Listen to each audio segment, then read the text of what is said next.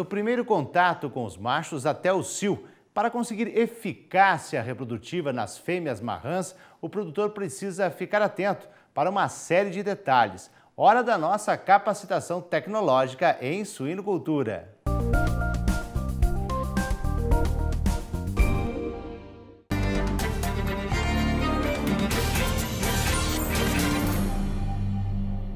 Bom, nessa aula nós vamos falar sobre a preparação de marrãs, uma parte fundamental para que se tenha um bom resultado reprodutivo nas granjas. Então o tema que nós vamos focar é o caminho para a eficácia reprodutiva. Então a gente começa a passar, logo no início tem um alto percentual de fêmeas apresentando cio. Então a gente disse, nos primeiros 20 dias, pelo menos 75% dessas fêmeas têm que estar apresentando cio. Então a gente continua estimulando e anotando esse cio, deve se reagrupar, a gente vai ver um pouquinho mais à frente a importância de reagrupar essas leitoas por cio, fêmeas contemporâneas sendo agrupadas por cio, para que a gente possa trabalhar tudo no conceito de cio. Eu vou cobrir essa fêmea no terceiro cio, eu faço a segunda dose de vacina no segundo, eu faço a primeira no primeiro cio. Então a gente precisa continuar estimulando e ter a maioria das leitoas, no mínimo 90% com 2 cios detectados. A importância, a fêmea que começa parindo bem, esse é um gráfico clássico que mostra que leitores que entraram bem no plantel continuaram e tiveram toda a sua vida com maior produtividade do que aquelas que já entram com baixo número de nascidos. Então o contato deve ser direto na baia, no mínimo por 10 minutos, preferencialmente 2 vezes ao dia. O macho tem que ter no mínimo 11 meses de idade, que é um macho que já está com alta libido também, e a quantidade de macho, um macho para cada 60 leitoas. É importante trocar o macho, né? Quando se tem uma granja maior, a cada 5, 6 baias, trocar o macho para que ele possa entrar estimulando adequadamente essas leitoas. Então, macho com alta libido versus macho com baixa libido, a gente percebe um menor número de leitoas quando se utiliza macho com baixa libido entrando em cio. Então, elas demoram mais tempo para externar esse cio. Tem os componentes, né? O visual, o auditivo, o tato e o olfativo. Então, esses componentes, o contato físico é muito importante. A gente não pode adotar simplesmente que o macho passe no corredor e a fêmea tenha contato dessa forma, como ilustra na figura.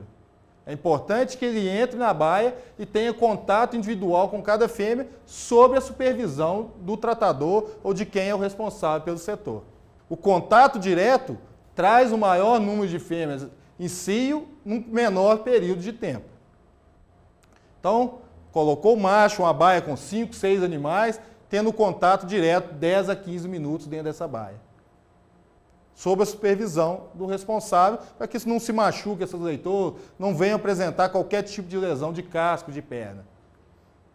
Aqui é a formação de grupo, o conceito de se trabalhar. Se eu recebi na minha granja, aqui o exemplo, a gente tem 16 leitoas, a importância de essas fêmeas sendo contemporâneas, elas apresentam, se a gente começa a passar o macho, 4 nessa baia, mais 4 nessa baia, apresentaram cio. Então, qual a importância da gente reagrupar essas 8 fêmeas, porque a partir daqui tudo passa a ser realizado no conceito de cio. Eu vou cobrir no terceiro cio, no segundo cio, essas fêmeas vão para a gaiola, para adaptação na gaiola, prévia cobertura, e elas são cobertas no terceiro. Então eu já esqueço, a partir do momento que eu tenho fêmeas contemporâneas, fêmeas com a idade aproximada e que estão no cio na mesma semana, vai facilitar todo o manejo dentro da granja. Importância de a gente registrar isso e lançar. A maioria dos programas a gente já tem forma de analisar qual cio está me trazendo melhor resultado. Então é importante que se lance para que se possa garantir aqui no caso a dose de par, a dose reprodutiva, o cio de cobertura, tudo esteja registrado dentro dos programas. Né? Como esse programa, a gente pode registrar o cio, primeiro cio, o intervalo entre esses cios e o segundo cio. Nós também podemos adotar o estímulo de cio tardio em leitoas, que é um manejo que já tem sido utilizado um intervalo de mais de 3 anos, com grande sucesso, diminuindo a mão de obra necessária quando comparada ao estímulo tradicional, que todo dia a gente viu que precisa passar o macho, entrar na baia, 10 a 15 minutos em cada baia, que toma um tempo de mão de obra. Com esse manejo, a gente vai começar a passar o macho, as fêmeas são levadas para uma área restrita, na qual ela não tem contato nenhum com o macho, até os 200 dias de idade, e a partir daí a gente entra com o macho e estimula. Quando a gente adota esse manejo, é importante fazer a vacinação reprodutiva com 180 dias.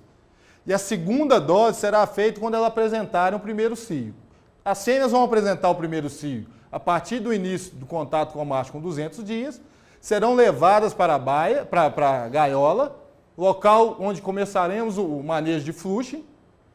E aqui a gente pode, já no dia da transferência, fazer a vacinação, a segunda dose, e iniciar o manejo de fluxo. Com a mudança do perfil que a gente observou, a mudança do perfil dessas fêmeas, o perfil endocrinológico dessas fêmeas e fisiológico, a gente observou que essa é uma resposta muito positiva quando se faz esse estímulo tardio, além da questão de reduzir a necessidade de mão de obra.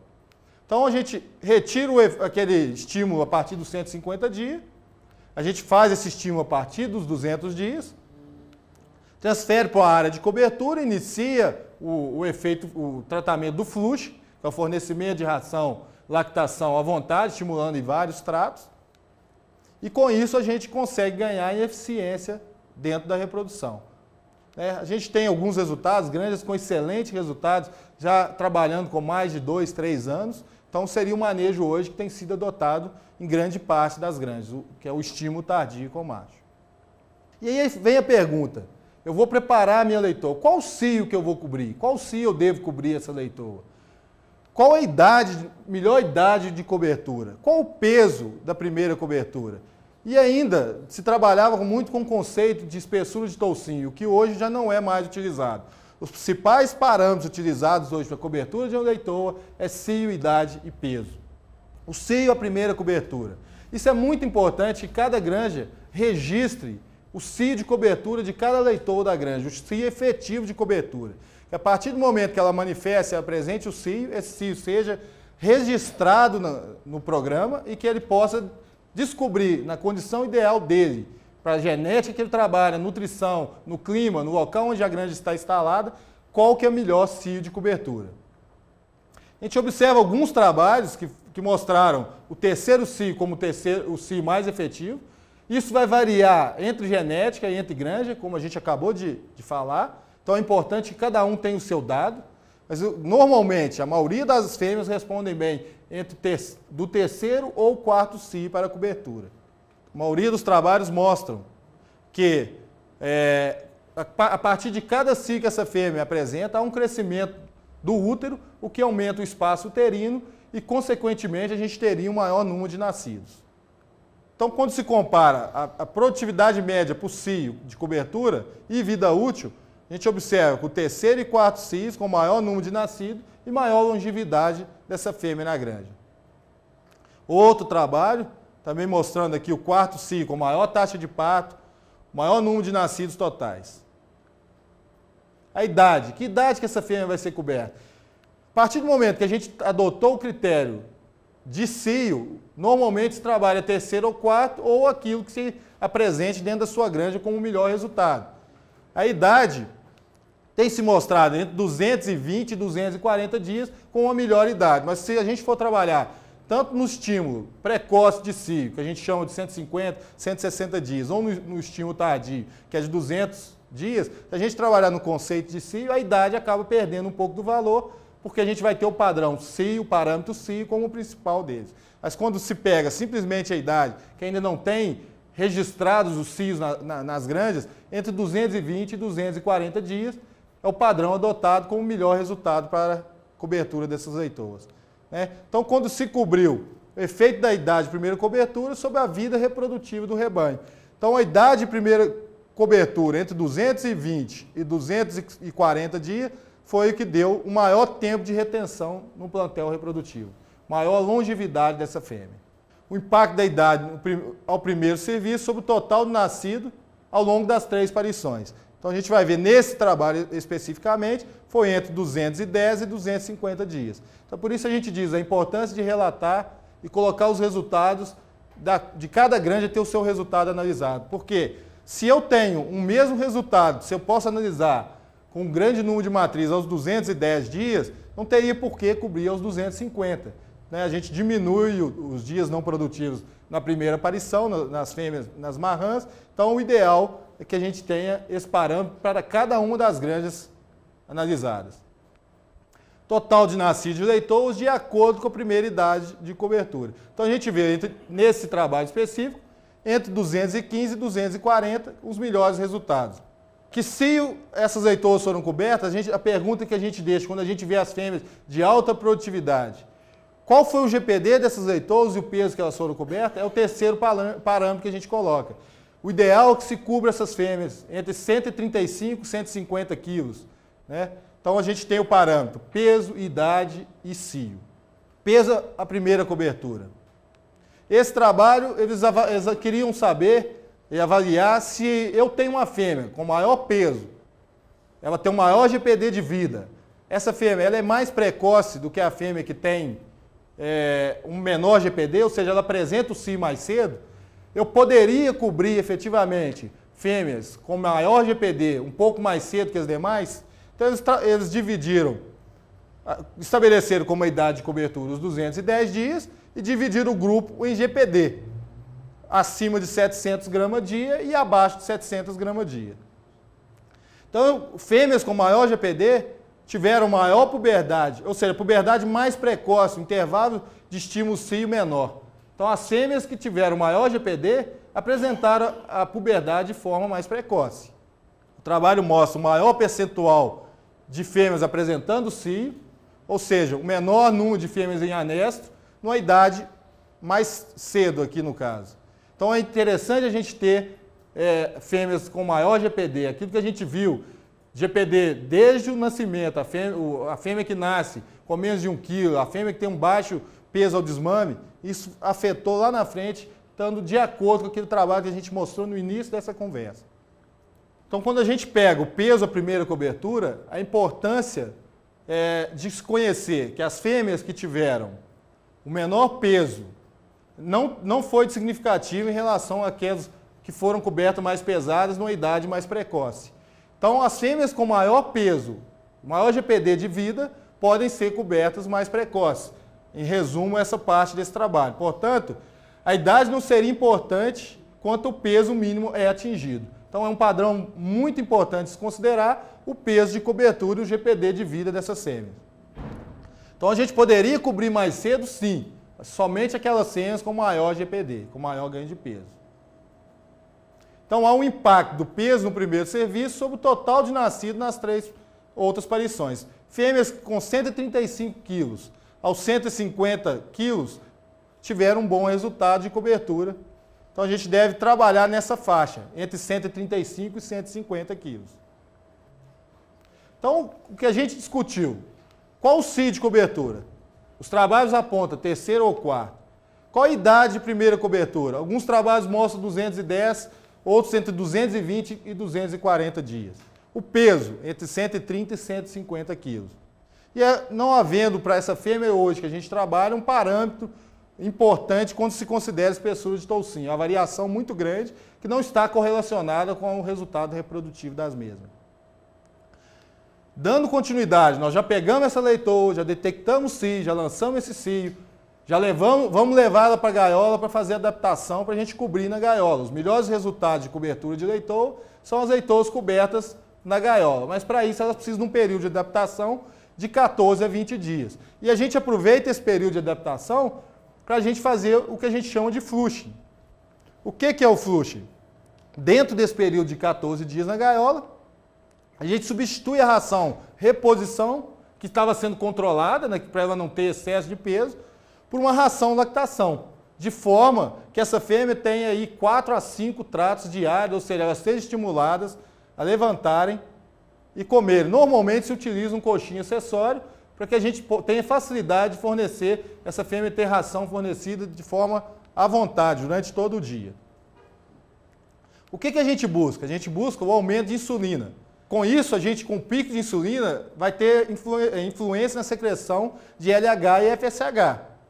Afeta a produção de GF1, né, pelo fígado. E após restrições moderadas, seguido de aumento de consumo, leva ao aumento na concentração de insulina e o IGF-1 exerce efeito direto no ovário. Então a gente vai ter um maior recrutamento de folículo, uma maior taxa de ovulação, liberação de ovócitos. Então o efeito, aqui alguns trabalhos mostrando, quando se tem o fluxo ou de forma controlada, toda vez que se passa e tem o fluxo para essas leitoas na pré-cobertura, você teve uma maior taxa de ovulação e você teve um maior número de nascidos no seguinte, no parto. Então, outro trabalho mostrando a vontade, ração restrita, no qual a gente tem, primeira ovulação, número de ovos liberados. A gente observa que quando se trabalhou o efeito fluxo, e aqui o detalhe que é importante, como se quer picos de insulina, não basta colocar a ração de forma à vontade e deixar disponibilizada. É importante que se levante essa fêmea e que se faça o estímulo ao consumo em vários tratos diários. Aqui o outro trabalho mostrando já a segunda ovulação, também quando se estimulou o consumo, uma maior taxa de ovulação. Então, a importância muito grande do efeito Flushing na taxa de ovulação dessas leitoas. Vamos passar para as considerações do que a gente viu nessa aula. A importância de ter a maior atenção no melhor momento para iniciar a vida reprodutiva da marrã, levando em consideração os fatores relacionados a um bom desenvolvimento.